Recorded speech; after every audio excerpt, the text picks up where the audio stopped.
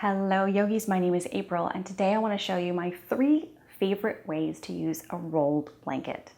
Now those that you've been with me for a while, you know how much I love the rolled blanket for a variety of different things, but there are 3 particular ones that I use all the time in my own practice, and I always have a blanket on the mat with me so I can use it for these things.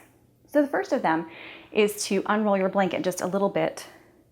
I have super tight hamstrings and super tight calves, and so I love what they call a good calf smash. So you're going to take that blanket rolled up really tight, tuck it behind your knees, all the way up, and sit back on it. Now if you stay here for a couple of minutes in this section, and then you'll slide it back a little bit,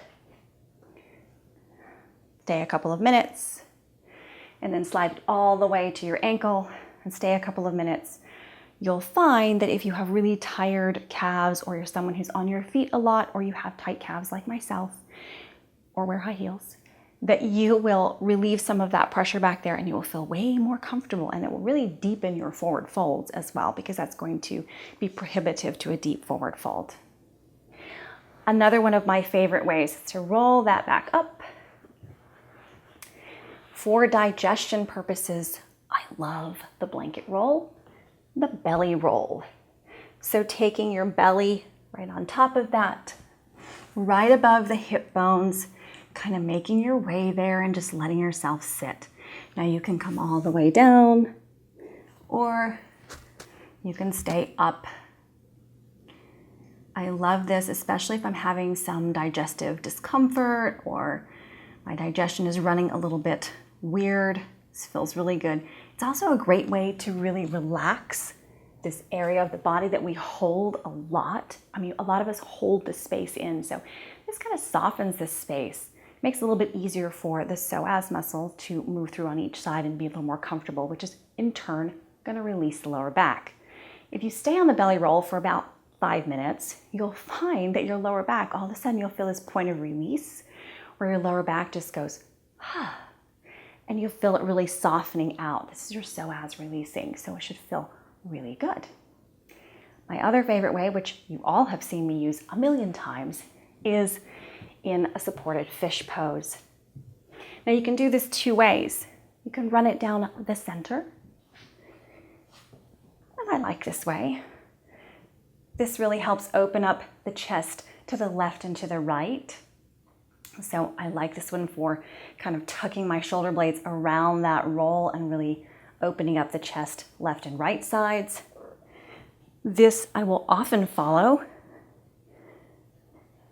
by turning it the other way and doing the same thing. This is going to open my back top and bottom, so my upper back is going to open a little bit more. I love to take my hands up overhead and let my shoulder blades hover above the floor. If that's a lot for you, you can move a little bit up and let your shoulder blades just touch the floor as much as you want.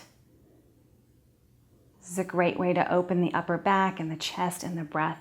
It's also by opening the upper back in those 2 blanket positions, you're really helping feel energized, connected. You're also helping your lymphatic system a lot and helping your immune system boost.